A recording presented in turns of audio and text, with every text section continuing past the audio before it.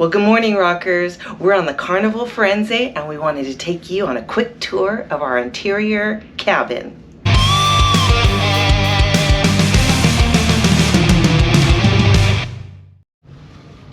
The first thing you'll notice is a few hooks right behind the door, which is convenient. And then we'll take a look at the closet.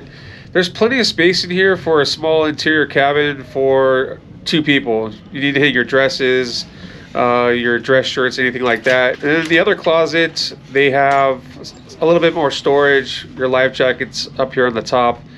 And then the safe. We keep all of our stuff in here while we're on our cruise. It's really easy. You just type in the code to lock it, type in the same code to unlock it.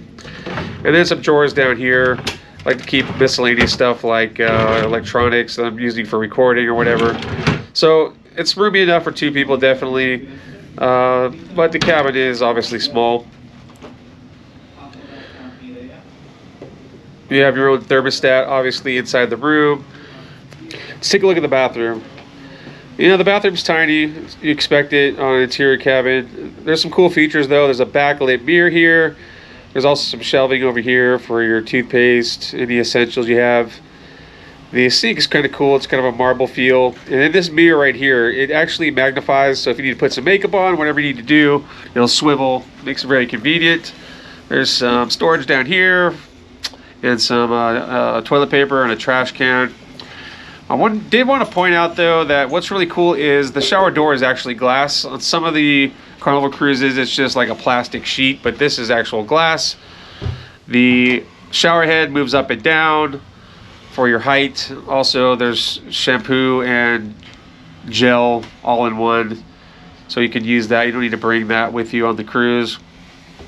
The water does get hot, by the way. I want to point that out, so be careful.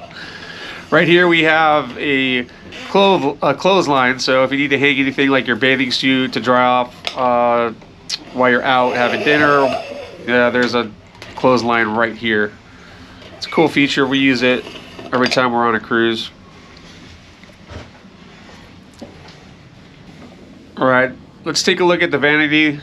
It's an actually decent size. There's a desk here, your phone, and then they have USB jacks, which is really cool if you need to charge. And then they have the regular and the European style plugs.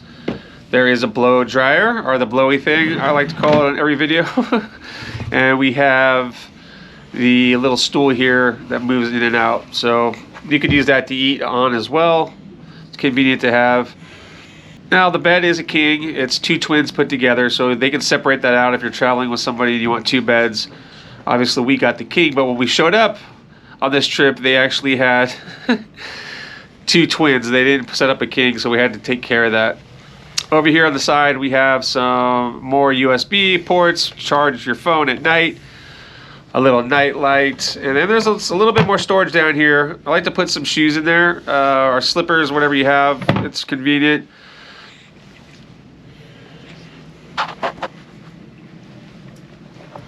One thing we always like to point out is if you're a first-time cruiser, there is a lot of space underneath the bed, so you can store your suitcase down there. It opens a lot of room in the closet, so you can do it on both sides.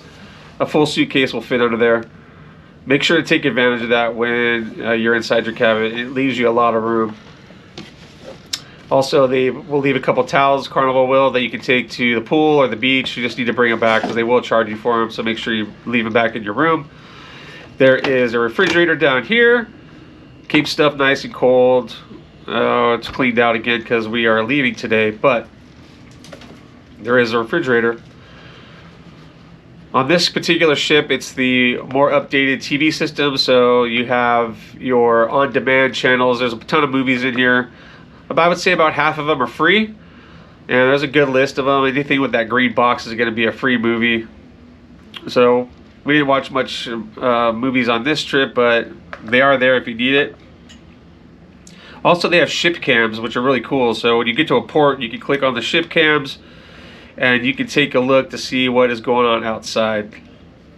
There you go. So it just gives you an idea what the weather might look like, because you are trapped in its interior cabin, no window, so at least it gives you a look out to what's going on outside. There is the Lido deck. Now the reason this video was titled that we had mixed feelings about this cabin is I really liked it. Melissa wasn't a huge fan. I understand why. We stayed in a interior premium, which was about twice the size of this room.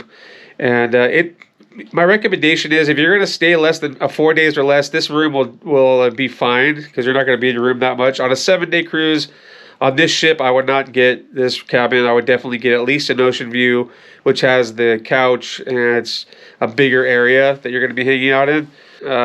Just not the biggest or best interior cabin we've stayed on a Carnival ship. We hope this tour helps you choose the right cabin when you're on the Carnival Firenze. If you haven't subscribed already, we'd appreciate it. We're growing a cruise community here. We want you to be a part of it. Just go to rockingtheboat.club, put in your email address, and we'll share all of our info with you. And we have some group cruises coming up, so check it out. And until next time, keep rocking the boat.